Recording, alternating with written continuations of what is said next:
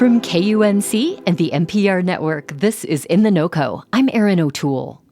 An innovative cancer therapy inspired by the gripping power of geckos. Scientists at the University of Colorado Boulder studied the microscopic structures on gecko toes that allow the reptiles to climb walls and cling to slippery surfaces like windows. And that inspired the development of a new material that could help chemotherapy drugs cling onto tumors, enabling less frequent and more effective treatment, potentially with less discomfort and fewer side effects for patients. Wyatt Shields is assistant professor of chemical and biological engineering at CU Boulder. He's part of the research team. I spoke with him earlier this year, and we're listening back to that conversation today. So far, the researchers have focused on bladder cancer, which affects about 85,000 people in the U.S. annually. Bladder cancer is a really interesting disease from a treatment and fundamental science perspective. For drugs that are used to treat bladder cancer, they're often administered directly into the bladder by means of a catheter. And one of the challenges that's very unique to bladder cancer treatment is that because we have to go to the bathroom, people on average go into the bathroom 5 or 6 times a day, you have a short residence time of drug within the bladder. And so that leads to a lower efficacy of drug. And when you say residence time, I'm picturing just the time that a drug is in contact with a tumor. Is that right? That's right. Yeah. So the idea is that in order for a drug to be active, it has to be located in that proximity so that it can work against those bladder cancer cells. And so the idea is that we want to really improve the time that the drug is in that vicinity. So you and your team decided to look at lizard toes to play a potential role in this cancer treatment. What were the characteristics that you were looking for? It's a great question, and it's not really the most obvious place to start when you're thinking about bladder cancer treatment. No. We wanted a technology that was adhesive, but not through chemical means. We didn't want any sort of glues or chemical adhesives that would stick around inside of the bladder.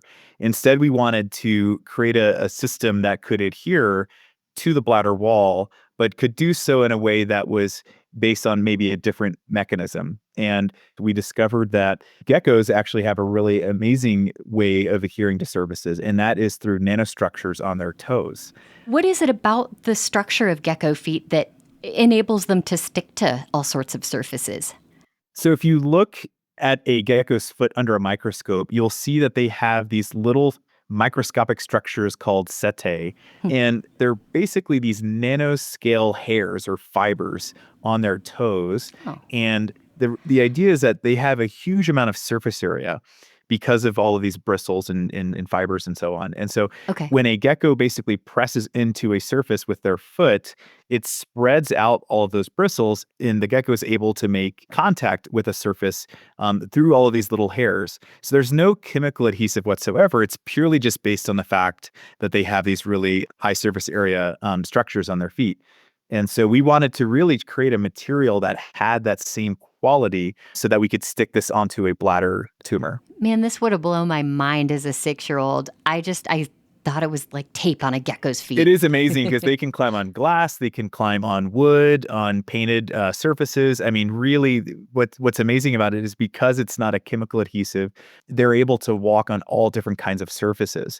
And if you think about the bladder is a very hydrated environment, right? You have urine, it's liquidy, and so it's hard to stick to that kind of surface in particular, which I think lends itself well to this kind of adhesion mechanism.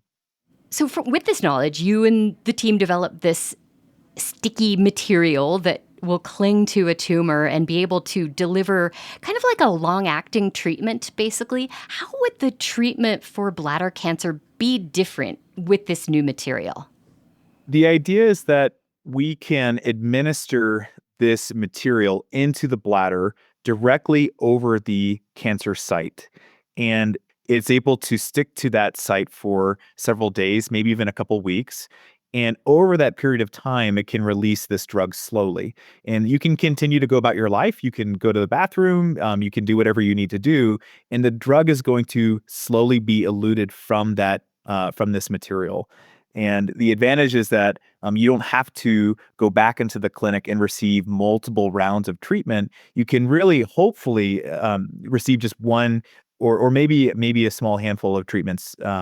And eventually, the idea is that after about a month or so, this entire system would be completely gone. And just checking here, there's no actual gecko toes in this material, right? That's right. Yeah, no geckos were harmed in this research.